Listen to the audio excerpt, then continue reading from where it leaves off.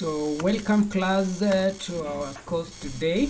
My name is Mr. Kiplangat Evans, and I'm going to be taking you through the course written communication. So straight away, let us go to the introduction bit of the topic. So what are the importance of written communication skills? We'll begin by that. So written communication skills is essential in various aspects of life. It is essential in our academic life, our professional life, and in our personal context.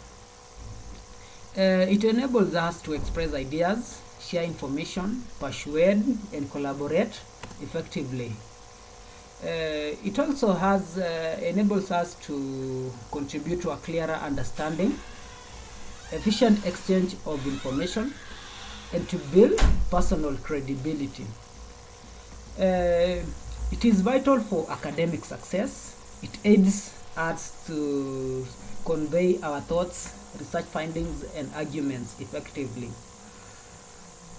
And in the professional world, it will enable us to contribute to clear and concise business correspondence, reports, and proposals. Additionally, it helps us to build and maintain professional relationships. So those are some of the importances of it is also essential for career advancement, as it demonstrates our professionalism and our attention to detail. So it also enables us to understand the audience expectations, as well as align to our tone, the style, and the content of delivery. So straight away we go to writing for different audiences. So when writing for different audiences, we are supposed to adapt our tone, as well as the language and the style, where our tone may refer to our attitude or the emotional expression which we convey in our writing. And the tone should be adjusted to match the expectation and preferences of our audience. Language should be tailored to the audience level of familiarity. And then the writing style should be adapted to suit formality or the informality. And this is judged from the audience that you have. So let's go straight away to how to adapt the tone, the language, and the style. So we should tailor our communication to meet their specific needs and expectations. We should understand the groups that we are going to speak to.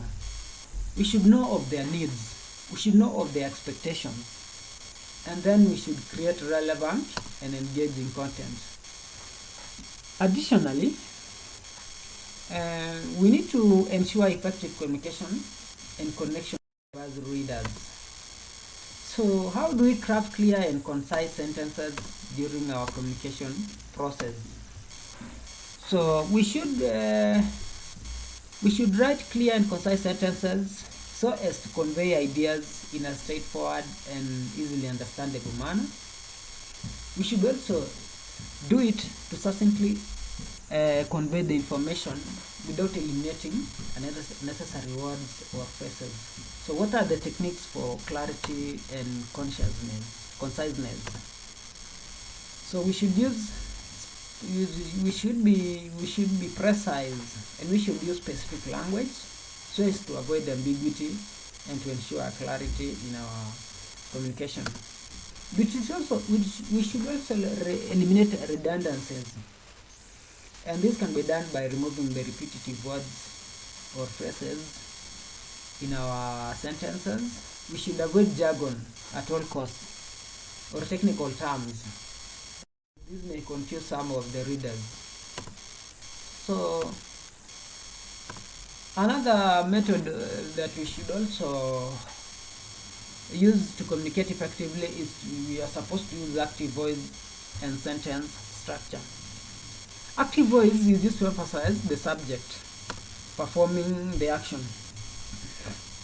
And this voice will enable us to make our sentences more direct and engaging. We should choose appropriate sentence structures according to our grammar. So what are the precise language and strong verbs that we should use?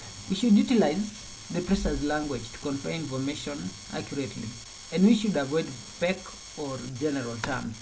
We should incorporate also the use of strong verbs, and these strong verbs will ensure that we communicate whatever we are writing vividly. Let's go to how to vary sentence length and the rhythm. So varying the sentence length will ensure that we maintain the reader interest. It will also ensure that we create a rhythmic flow. And how do we do that? We should ensure that we connect all sentences together using the right words. So let's go to organizing and structuring written content. We should use effective introductions. We should use body paragraphs and conclusions so as to structure our content effectively. Introductions usually provide a clear and a purpose, and this clear and a purpose will provide a preview to the main points. Then the body presents the coherent and well supported ideas. So the body is where we find the evidence to whatever we are going to be speaking in our speech. So whereas the conclusion is used to summarize the key points or to restate the main idea or thesis, and as well it can be used to leave a lasting impression to the reader. So what is the logical flow and coherence? So we should develop a logical flow of ideas. We should arrange our ideas in a sequential and organized manner. We should learn to use transitional words as well as phrases for a smooth transition. We should also maintain consistent and logical connections between sentences, such as when giving ideas. So how do we organize and structure the written content? We are going to use what you know as the organization tools. And these organization tools, an example is the headings and subheadings. And these can help to organize our content as well as guide us through the structure of the document. Another organization tool is the bullet points or the numbered list, and these are used to present information in a visually appealing manner. We should also learn to use the tables, the graphs or diagrams, and these can be used to present complex data or show relationships or to conduct comparative studies. So what are the key takeaways when using organization tools? We should ensure clarity and readability of our content. The introductions, the body paragraphs, and the conclusions all play a role in conveying information and guiding our readers. The logical flow and the use of organization tools can contribute to a well-structured and engaging piece of writing.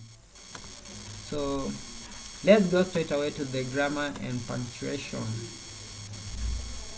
So when reviewing essential grammar rules, we will review some of the essential grammar rules and conventions. So what are grammar rules? These are rules that govern the structure of sentences, including such as the use of correct use of subjects, the correct use of verbs, the nouns, the pronouns, adjectives, adverbs, and so on.